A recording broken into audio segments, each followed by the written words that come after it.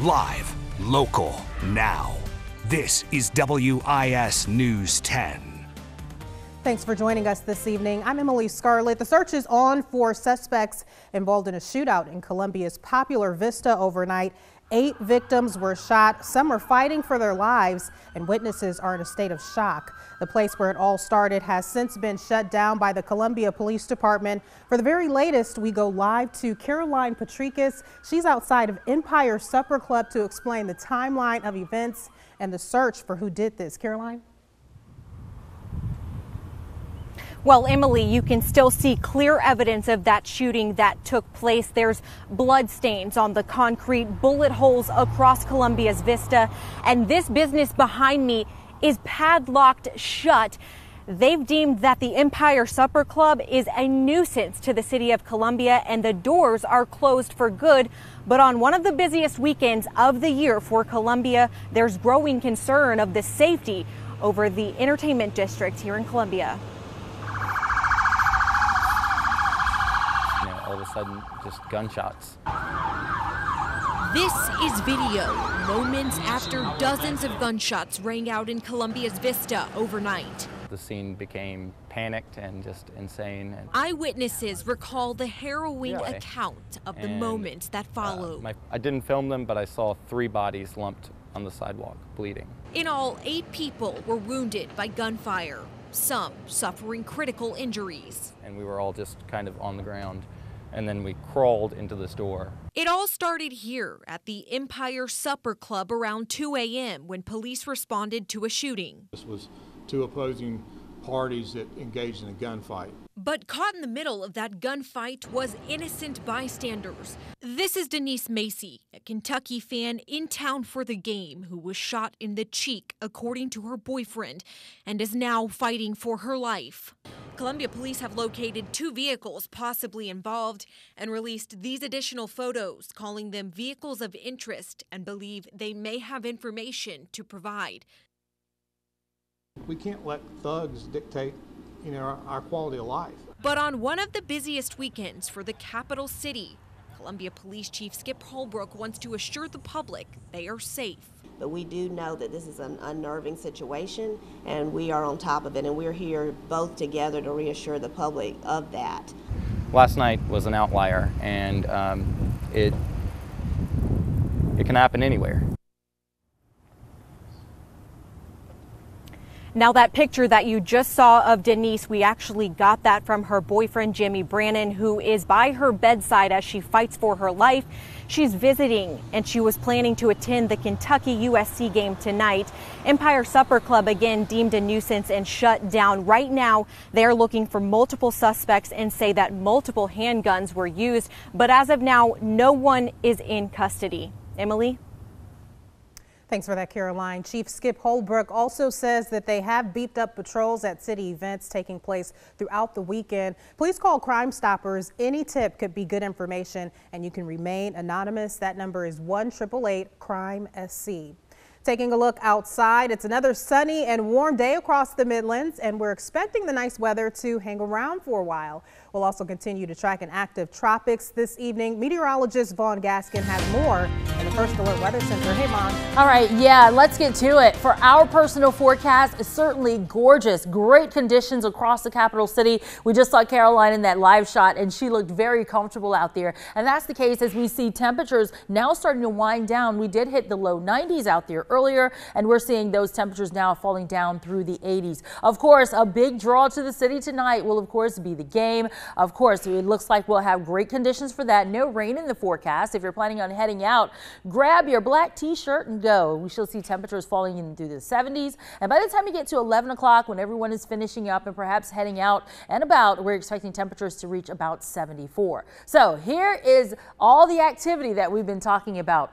Jose, still a hurricane. You can see it not far from the South Carolina coast, but all eyes are now watching 2 tropical storms. Tropical Storm Maria, Tropical Storm Lee. What's going on with these 2 guys? Where are they going? What can we expect over the next couple of days? I'll have those answers coming up for you in just a bit. Thanks, Vaughn. Well, at least a perfect night for football here in the capital city tonight. Columbia is buzzing as the Gamecocks host their first home game of the season, looking to continue their surprising start. Our Rick Henry is live at Williams-Brice Stadium with a preview of tonight's game. Hey, Rick.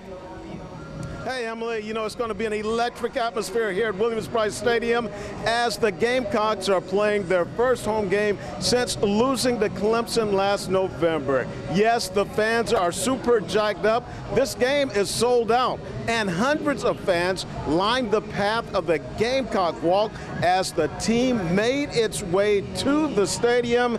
And a couple of stadium enhancements like more smoke and fireworks for the 2001 pregame entrance. A DJ who's playing some tunes right now. No wonder some fans couldn't even sleep at all last night.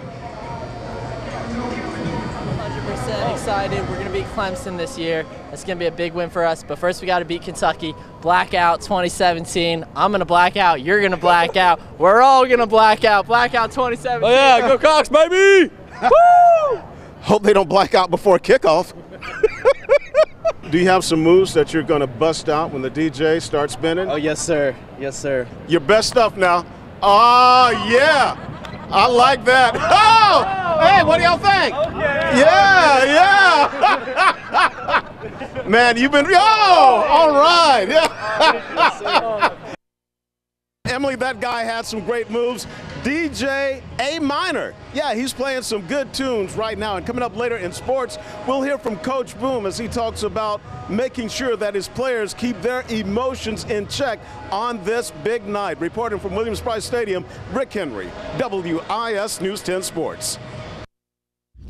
You're having way too much fun out there. We'll check back in with him. For now, developing stories worldwide, British officials held an emergency cabinet meeting today to discuss the terror threat facing the country after the London subway attack. This morning, police arrested an 18-year-old suspected of playing some role in the attack. The suspect has not been charged or identified. Authorities have increased the country's terrorism threat level to critical, meaning another attack may be imminent. The Metropolitan Police Commissioner said authorities are making good progress on their investigation. We will continue to work as hard as we can to make sure that we reduce the threat in this country and that we know exactly who it was who did this, whether there's anybody else involved. 29 people were injured in yesterday's attack. Hundreds of troops have been deployed at public sites throughout Britain to beef up security. Protests stirred up again in St. Louis this afternoon in the wake of a former St. Louis police officer's acquittal in the 2011 death of a black man. At least 23 people were arrested and 10 law enforcement officers hurt during protests in the city Friday night. And Missouri's governor says more will be taken into custody if things continue to get heated. Melissa Rainey has the latest. Protests entered a second day in the St. Louis area on Saturday as people gathered at West County Mall to make their voices heard. The group moved through the mall shouting "No justice, no profits" and "Black Lives Matter." Mall security estimates there were between 200 and 300 protesters marching loudly but peacefully. Even so, the tension prompted store employees to quickly shut their doors. They're not being violent. We're just shutting places down because they don't care. You know what I'm saying? We have to open their eyes, some way. Saturday's demonstration followed an intense Friday night where protesters in St. Louis blocked highways and threw rocks at the mayor's house after white former police officer Jason Stockley was acquitted in the 2011 shooting death of a black driver, Anthony Lamar Smith. Missouri's governor says while they support peaceful protesters, people who grow violent will go to jail.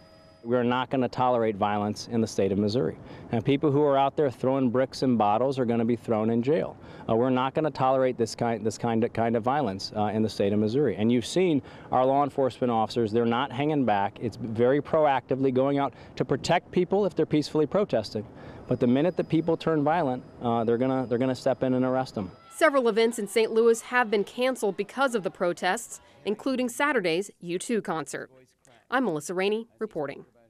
Ahead on the news at 6, recovery continues in Texas this evening, more than 3 weeks after Hurricane Harvey first made landfall. The latest on those recovery efforts underway for the victims of the devastating hurricane when we come back. Plus, we continue to track more storms in the tropics. More on what's brewing in the Atlantic this evening ahead in the First Alert forecast.